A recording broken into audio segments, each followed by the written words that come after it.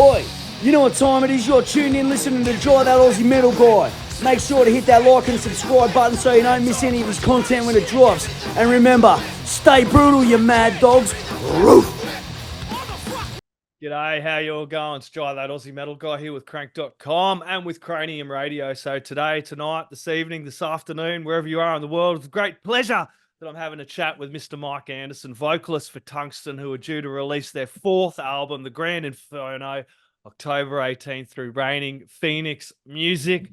Mike, thank you so much for joining me, mate. The pleasure is all mine, and thank you for talking to me. Exactly. You guys must be really keen to kind of get this album out. I know you've kind of been leading up to it for the last few months as well. Can you tell me a little bit first about your songwriting process for this album? Yeah, the songwriting went like it's done for all our albums, but stylistically and music-wise, it's a natural progression after our previous album called Bliss. Because on the first album, we were more Nordic folk metal, industrial inspired, and Tundra, our second album, also a little bit like that. But then on Bliss, we started to broaden our boundaries, so to extend our boundaries musically, and not only playing Nordic folk metal, but also putting in some modern power metal, melodic metal, and yes, still industrial metal, but still with a firm foot in the Nordic folk metal era as well. But so that's what we started with the Bliss, and also now on the Grand Inferno is a natural progression out of that. But even though we have more styles, so to speak, it still sounds Tungsten, which is important to us, of course. But so we normally call it anthemic metal, because as long as it's a good chorus and easy to sing, and then it's a good song. So then if it happens to become an industrial one or more power metal one, then yeah, what the fuck? It's yeah, it must be fun to be able to kind of not kind of limit yourself to one style. And that's something that Tungsten's always done really, really well. You know what I mean? You've had those Nordic themes, and you've kind of had a little bit of the industrial and experimenting more with the power metal, which just has you kind of, you know, you can't listen to a Tungsten album and not go, you know what, I'm ready to fucking attack the day as well. Tell me a little bit about kind of where you kind of went lyrically for, you know, some of the influences and themes that kind of inspired you for that. Lyrically, it's like all albums. I mean, some lyrics are total fiction. It can be movies that inspires you, or you classic fairy tale story, like on Sound of a Violin is an old folklore in Sweden about this guy called water spirit in English. In Sweden, we call him Näcken, which literally means the naked man. He was sitting by the river playing on his violin to lure in children and then to drown them. That's an old folklore that existed in Sweden, that old people scared the kids with, just to keep the kids away from the river. That's what's the purpose, of course. But so that song is about that. And then we have Valborg, about a holiday in Sweden that they also celebrate in Germany, Finland, and England, I think. There it's called Walpurgis Night. I'm not sure about Australia, but I don't think you have it. But that song is about that weekend. And then we have Falling Apart, which is more a song that you can relate to. It's about depression and being at the lowest low, how to take hold of yourself and come back to shape, you know, mentally. It can be songs about relations. I mean, lyrics that people can relate to in one way or another. So we don't have this special way to write. It's not only about Vikings and stuff like Blood of the Kings. Blood of the Kings, yeah.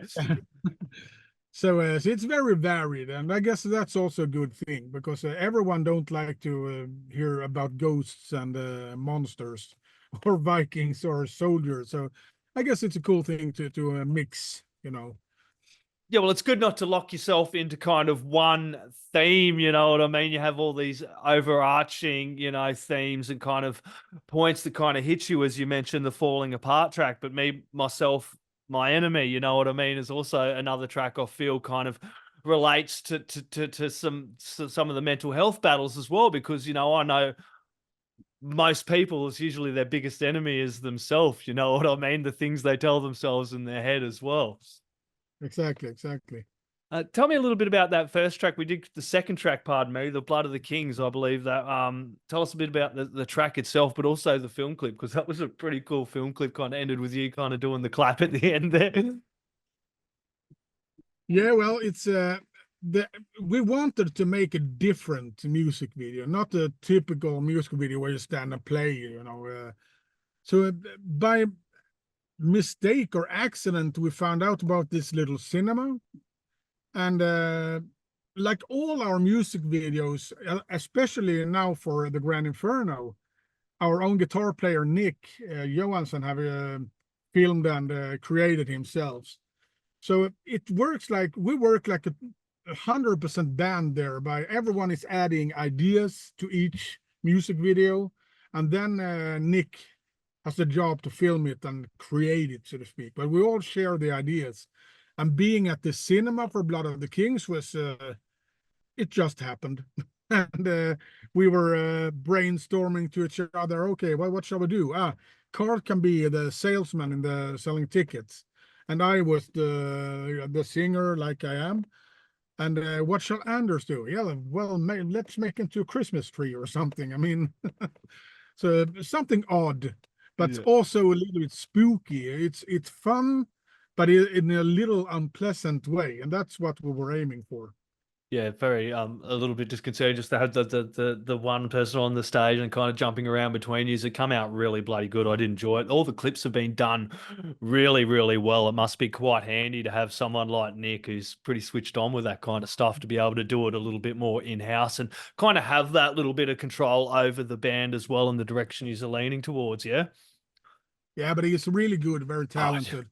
So, I mean, the times when we don't get the ideas, then it's better we hire someone else, like we have done before. We have had Patrick Elias, Ted Lindén, and a few others, and we might work with them again, maybe. But as long as we have the ideas ourselves and that Nick is able to do a good video, that he feels himself, I can do this, then we do it with Nick. I mean, yeah, there's no reason to hire anyone else if we're in a good position, so to speak.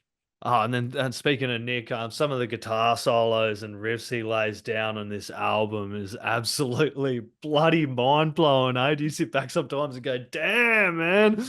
But he really is, especially on the Grand Inferno. I personally also think that I mean, the lullaby solo is sick. Yes. And also the title track is so extremely melodic. I almost get tears in my eyes when I hear that guitar solo. I've got 2 stars next to that track. Tell me about that track, because I was absolutely digging the fucking hell out of this. I've only had like 2 days to kind of dive into it, but today I was just hammering the hell out of that Grand Inferno track. It absolutely cranks, man. Thank you. Yeah, the decision to make it as a title track was totally unanimous. I mean, there was nothing else. I mean, it's a little bit more melodic, but in a more melodic metal way. It's and not industrial at all, and not folky metal at all. It's completely melodic metal with even with AOR touches, if you say. But it's a very beautiful song that's very dynamic with a piano intro and the vocals, and then bursts out into this strong chorus and the guitar solo, like I mentioned. And the lyric is more or less about being trapped and captured into a corner where no one hears you, like not literally speaking, but like when the pandemic was going on, when you were forced to do things like the mouth thing. I don't remember the English name for this. The mask. Mouth. Yeah, the mask. The mask. Yeah, dude. And other things that they couldn't do because of the pandemic. So it was horrible in all kinds of ways, but you also, in some strange reason, actually learned something from it and grew as a person in some strange, sick way because of this worldly situation. So that's basically what it's about. I mean, this inferno going on in your head when you can't come out of it and make yourself heard, so to speak. Yeah, I thought it was an absolutely ripping track. Music has been kind of my cornerstone and my rock as well, and I really connected to this track. And you're talking about how that was kind of overcoming that time where, you know, we're going through a tough time as well. And I think I kind of really connected to that because I kind of went back and I was out for a year. Then I had to remask up going through all cancer treatment as well. And that track kind of really hit me, dude. So that was an absolutely ripping track. Tell us about the latest single, Lullaby. Lullaby is a song that we filmed in an old sugar factory that haven't been used in like 35 years. We were on the 3rd floor in a big warehouse kind of room. There actually grew bushes and small trees there and full of moss on the floor and the furniture that was just left there untouched. It was a really spooky place and the perfect place to create this video. And the song itself is, the lyric is, I think Carl came up with the lyric by a bad dream or nightmare or something. And it's kind of reminds of the story about the horror movie called Mama. But it's not the same story, but it's a similar thing. And Lullaby is about the mother that is seeking eternal beauty, you know, like the Snow White idiot there. But anyway, and then she sacrifices her daughter to some beings that draws her daughter into the underworld.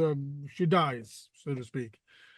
But the mother gets karma because she comes back from the dead and haunts her by singing this hush little baby, because that was the song that the mother sang to the child when sacrificing her, so to speak. So now the child is coming back from the dead and giving her revenge. Yeah, So I like the way it started with the haunting child's vocals as well in the start there, dude. So it's a horror story, but it's also sad, of course. So there's I think it's really, really cool. Yeah, it did come out really well. And you did mention a couple of times about the Nordic roots. Don't be lost, fans. We've still got some Nordic themes on this as well. And I kind of felt that a bit as well, as you mentioned with the Volberg track. It kind of really had that. We will never leave that. I mean, we will always, also on future albums, have a 1 foot steady in this folk metal kind of stuff, because after all, that's where we came from. Yep. The only thing I meant was more like, back in the day, you could be a band like AC/DC, your natives. But I don't think that's possible today in that sense. I mean, AC/DC, their new album still, you already heard it. Still, it's freaking awesome. But it's still, have you heard 2 AC/DC albums? Then you practically have heard them all. Yep. And that's cool for this time of music. But 2024, I don't think a new band can start up and do the same thing.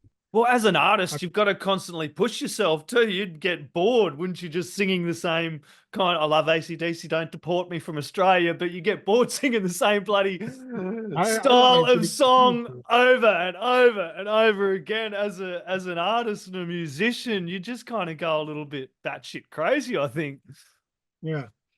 But AC/DC, like I said, they're really cool. I love them. So, geez, I think it's so cool. They're still going strong. So, yeah, well, they've got a huge fan base. You can't escape that. And speaking of fan base, you've done that Vanta Black track.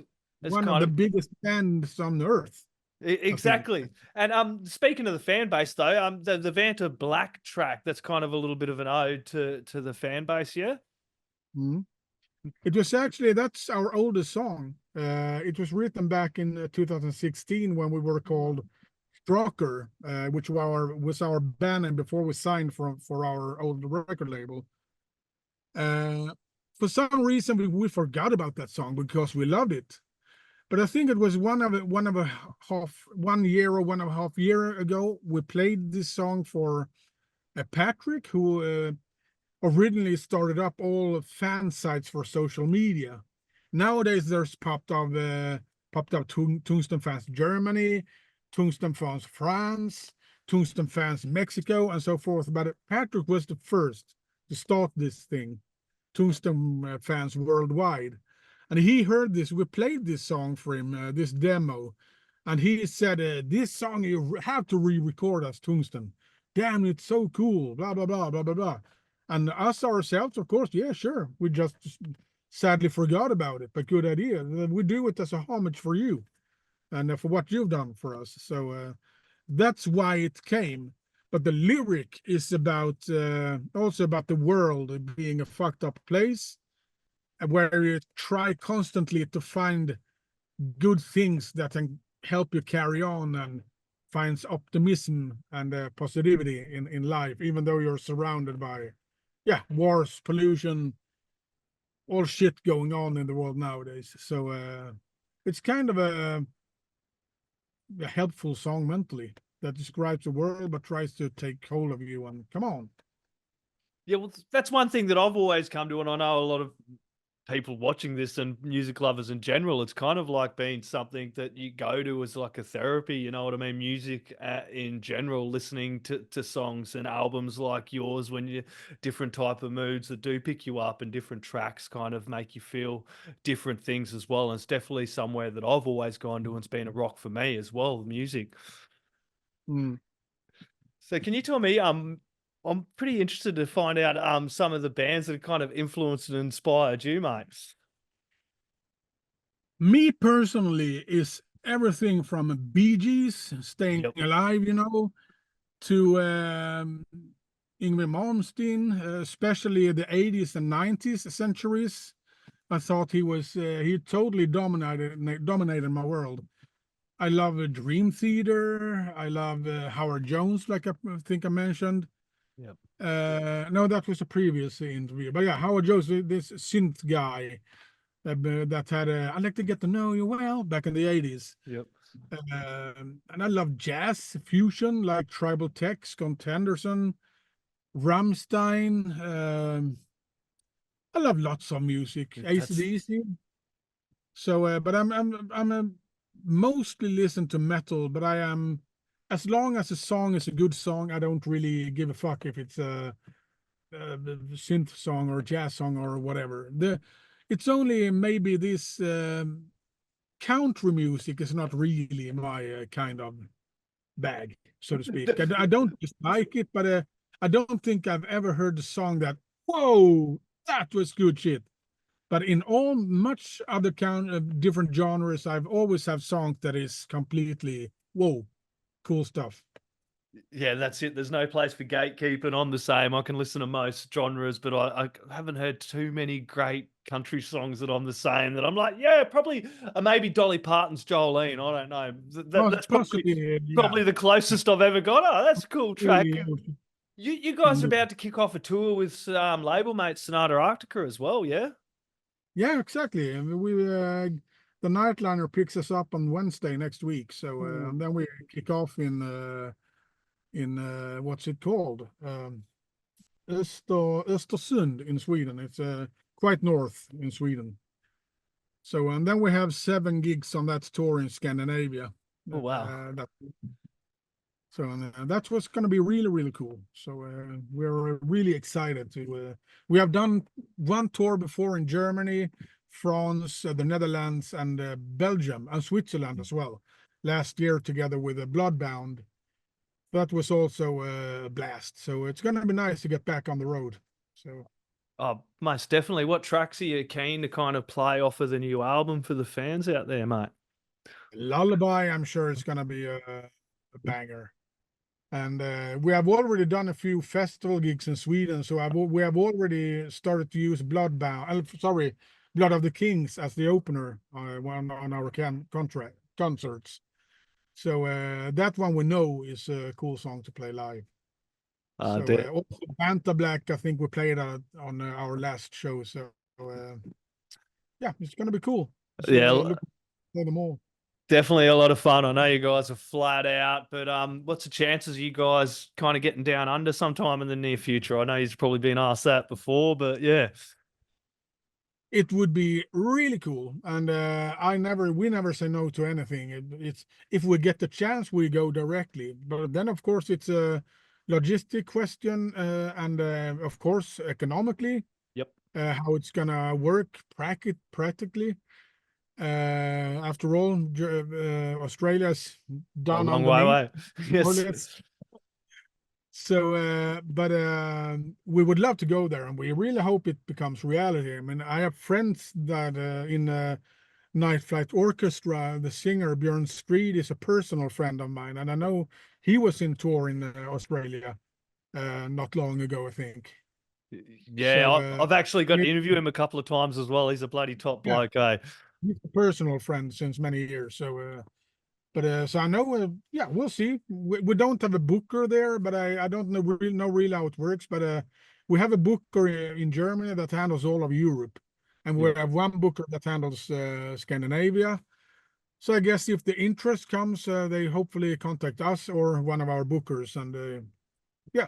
Yeah, that booking agents in Australia. Also, support is a big thing. You know what I mean? Like, it's great to get up those streams, but when people are actually buying the albums and merch as well, because the shirts and the vinyl and everything looks unreal. It's a huge part of the scene, because I know playing live is kind of the cornerstone of a band these days, whereas before you'd release an album and, you know, you'd go buy the album and you'd support the band that way. Now it's kind of like, play live, sell a heap of merch at the concert. The support system seems a little bit backwards these days, which I'd like to see changed as well. How do you feel about all that? Yeah, I didn't really understand your question. I'm just wondering how you feel about the state of the music scene at the moment with the streaming services and that. You know what I mean? As an artist, you kind of used to be able to release albums. I think I'm a vinyl guy myself. When I'm at home, I only listen to vinyls. When I'm in my car, I listen to Apple Music, for example. But for me, I think vinyls and even CDs, then you're more engaged to the music that you listen to. While streaming is a very neat thing, it's very easy, you know. I think it's a good thing. And I don't think I think it will stay that way, you know. Even though the vinyl have a big revival now, it's of course will not be like in the 70s and the 80s. But streaming is a good thing. It's only that it's a little bit without soul, if you know what I mean. Yes.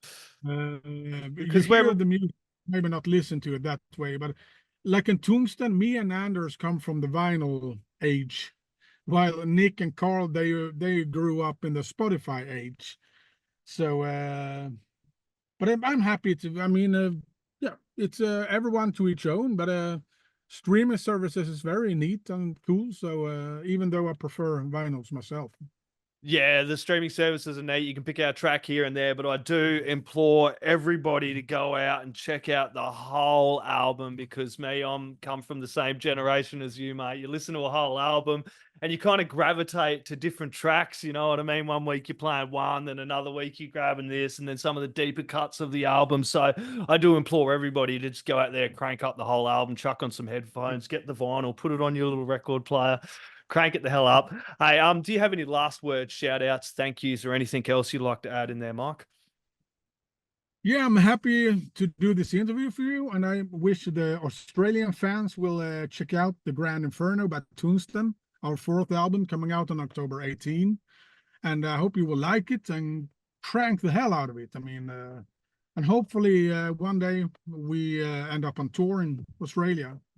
Let's hope so, anyway. So you fucking rule down under. Damn straight. Cheers, mate.